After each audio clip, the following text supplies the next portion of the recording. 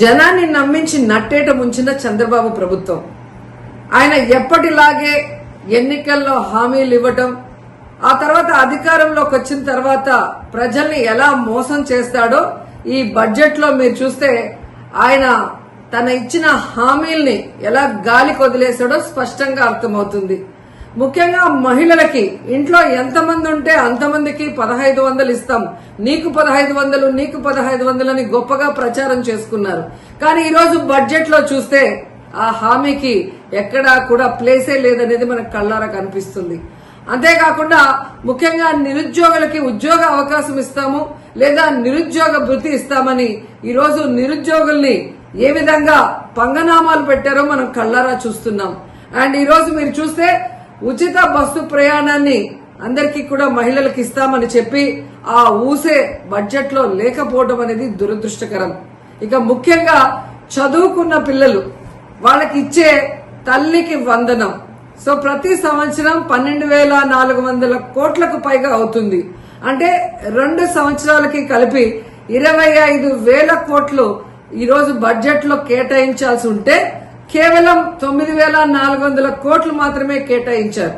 ఎందుకు ఇది చెప్తున్నానంటే లాస్ట్ ఇయర్ కూడా ఇలాగే కేటాయించి ఏ విధంగా తల్లికి వందనం ఇవ్వకుండా మోసం చేశారో మళ్లీ ఇప్పుడు అదే కేటాయించిందే కొంచెమైనా అది మళ్లీ ఇవ్వకుండా మోసం చేయడానికి వీళ్ళు అంకెల గారడి ఎలా చేస్తున్నారో తల్లులు తెలుసుకోవాలని కూడా ఈ సందర్భంగా తెలియజేసుకుంటున్నాను. ఇక ముఖ్యంగా అన్నదాత సుఖీభవ, అన్నం పెట్టే అన్నదాతని ఎలా ఈ ప్రభుత్వం మోసం చేస్తుందో మనం వాళ్ళ అధికారంలోకి వచ్చిన రోజు నుంచి కళ్ళారా చూస్తున్నాం. ఈ రోజు వాళ్ళకి 10,400 కోట్లకు పైగా కేటాయించాల్సి ఉంటే కేవలం 6,300 కోట్లు మాత్రమే కేటాయించారు. 2 సంవత్సరాలకి కలిపి 21,000 కోట్లు ఇవ్వాలి అన్నదాతలకి. కానీ ఇప్పటి వరకు ఒక పైసా కూడా ఇవ్వకుండా వారి నడ్డి ఎలా విరిచారో మనం కళ్ళారా చూస్తున్నాం. ఇక మీరు చూస్తే డ్వాక్రా మహిళలకి ఈ బడ్జెట్ ఎలా టోక్రా ఇచ్చిందో అందరూ కూడా చూసి ఏడుస్తున్నారు. ఎందుకంటే హామీలు ఇచ్చినప్పుడు 10 లక్షల వరకు సున్నా వడ్డీ రుణాలు ఇస్తామని చెప్పిన ఈ కూటమి ప్రభుత్వం ఈ రోజు ఆ హామీని బడ్జెట్ లో పెట్టకపోవడం చూస్తే ఇక మనకి ఇచ్చినట్టే అని డ్వాక్రా మహిళలు ఏడుస్తున్నారు. ఎందుకంటే ప్రతి కుటుంబంలో ఒక మహిళ డ్వాక్రా గ్రూప్ లో ఉంటుంది. తాను పొదుపు చేసుకున్న డబ్బుతో ఈ రోజు తన కుటుంబ అవసరాలను తీర్చుకునే వాళ్ళని ఎలా ఈ చంద్రబాబు నాయుడు మోసం చేశాడో ప్రతి ఒక్కరు కూడా గమనిస్తూ వచ్చారు.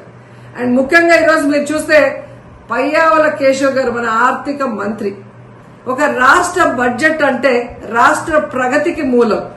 అలాంటి బడ్జెట్ ని ఏ విధంగా పాజిటివ్ నోట్ తో ఇంట్రడ్యూస్ చేయాల్సింది పోయి ఒక నెగటివ్ నోట్ తో ఆయన ఇంట్రడ్యూస్ చేయడం చూస్తుంటే ఈ రాష్ట్ర ప్రభుత్వం కూటమి ప్రభుత్వం ఏ విధంగా ప్రతికూల ధోరణితో ముందుకు వెళ్తుందో మనం అర్థం చేసుకోవాలి.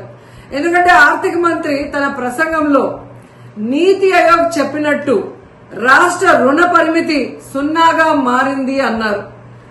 మరి అదే మంత్రి ముగుస్తున్న ఆర్థిక సంవత్సరానికి 1,00,000 కోట్ల అప్పులు చేశాము, ప్రస్తుత ప్రవేశపెట్టిన ఈ బడ్జెట్ అంచనాల మేరకు ఇంకా 75,000 పైచిలుకు కోట్ల రూపాయలని అప్పులు చేయబోతున్నామని ఎలా ధైర్యంగా చెప్పారో ఆయన ఈ రాష్ట్ర ప్రజలకు చెప్పాల్సిన అవసరం ఉందని కూడా ఈ సందర్భంగా తెలియజేసుకుంటున్నాను. కావాలనే కొంతమందిని టార్గెట్ చేసి కేసులు పెడతారు. ఓకేనండి, నేను ఒకటి అడుగుతున్నానండి మిమ్మల్ని డైరెక్ట్ క్వశ్చన్. పోసాని మాటల్ని టాలరేట్ చేసి అయ్యో పాపం అనుకునే ఒక్క మనిషిని తీసుకురండి, మేము ఆలోచిస్తాం ఒకసారి మాట్లాడడానికి.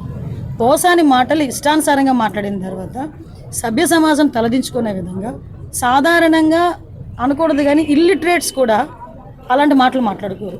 సో అవతల వాళ్ళకి మనోభావాలు దెబ్బతిన్నాయి, వాళ్ళ ఆత్మగౌరవాలు దెబ్బతిన్నాయి. పోలీస్ కేసు పెట్టారు, యాజ్ పర్ లా మేము వెళ్ళాం. ఇందులోని టార్గెటెడ్ ఏముంది? వాళ్ళు ఏం మాట్లాడలేదా? వాళ్ళు అటువంటి కామెంట్స్ చేయలేదా? మరి ఇంతకు ముందు మా మీద కేసులు పెట్టిన కేసులని ఎప్పుడు అండి? చంద్రబాబు నాయుడు గారికి మీద కేసు పెట్టారు కదా, అది ఎప్పుడు? అది 53 రోజులు తైల్లో పెట్టారు చంద్రబాబు నాయుడు గారిని తీసుకెళ్ళి ఆ రోజు. అంటే ఒకటి ఎప్పుడూ కాదు, మాకు కేసు వచ్చింది, మేము యాక్షన్ తీసుకోవాలి. డెఫినెట్గా తీసుకుంటాను. చర్యలు తీసుకుంటున్నారు. నిన్న టీడీపీ నేతలు ఫిర్యాదు చేశారు, మొన్న మాట్లాడిన ఆయన అదేనండి, మేము కూడా అంటే విషయం ఏంటంటే అనేది ప్రభుత్వాన్ని కూల్చే కుట్ర చేయబోతున్నారు అనేది కంప్లైంట్ కూడా వచ్చింది. అంటే అదేనండి, ఇందాక మీకు చెప్పాను, ఏది పడితే అది మాట్లాడడానికి అవ్వదండి. డెఫినెట్గా మీకైతే వాక్ స్వతంత్రం ప్రజాస్వామ్యంలో అంబేద్కర్ గారు ఇచ్చారు, కానీ ఎలా పడితే అలా మాట్లాడమని అది ప్రజాస్వామ్యంలోని కూడా రాజ్యాంగంలో కూడా లేదు. అంటే అవతల వాళ్ళని రెచ్చగొట్టే విధంగా మాట్లాడడం కానీ, ప్రభుత్వాలని రెచ్చగొట్టే విధంగా మాట్లాడడం కానీ, ప్రజలను రెచ్చగొట్టే విధంగా మాట్లాడే పరిస్థితులు ఉంటే కనుక కంపల్సరీ చట్టపరమైన చర్యలు తీసుకుంటాం. మొన్న ఆయన అడిగితే మీరు కూడా మాట్లాడారు. మాధవ్ ఇంకా ఎవరెవరి పేర్లు ఉందండి? రెడ్ బుక్ పరంగా మేము వెళ్ళాలి అనుకుంటే ఈరోజు వైఎస్ఆర్సీపీ నాయకులు ఎవరు రోడ్ల మీద తిరగరండి. దయచేసి మీరు కూడా అర్థం చేసుకోవాలి. మేము యాజ్ పర్ లా వెళ్తున్నాము, యాజ్ పర్ వాళ్ళు ఎవరైనా కంప్లైంట్ ఇస్తే కంప్లైంట్ బేస్ చేసుకొని వెళ్తున్నాము. పోసాని గారి మీద సుమారుగా 17 కేసులు, దగ్గర 17 కేసులు రాష్ట్రం మొత్తం మీద 17 కేసులు ఫైల్ అయి ఉన్నాయి. వంశీ మీద ఎన్ని కేసులు ఫైల్ అయి ఉన్నాయి మీకు తెలుసు. ఈ రోజుకి కూడా ఏ కేసులు ఫైల్ అయినాయో మీకు తెలుసు. ఇందులోని కక్షపూరితంగా ఎన్డీఏ గవర్నమెంట్ చేయాలి అనుకుంటే వైఎస్ఆర్సీపీ నాయకులు ఎవరు కూడా బయటకు తిరగలేరు. కానీ మేము ఆ కక్ష సాధింపు ధోరణిలోకి వెళ్ళలేదు. అలాగని తప్పు చేసిన వదిలిపెట్టే ప్రసక్తి లేదు. తప్పు చేసినోడికి శిక్ష పడాలి, లేకపోతే భయం ఎలా ఉంటుంది? ఉండాలి కదా, భయం ఉండాలి కదా. తప్పు చేసాడు అనుకున్నవాడు ఎవడైనా కూడా కొంచెం జాగ్రత్తగా ఉంటే బెటర్, కానీ శిక్ష నుంచి అయితే తప్పించుకోలేదు. సీసీ కెమెరాలు చాలా వరకు ఉన్నాయి, చాలా వరకు పనిచేయడం లేదు. మేము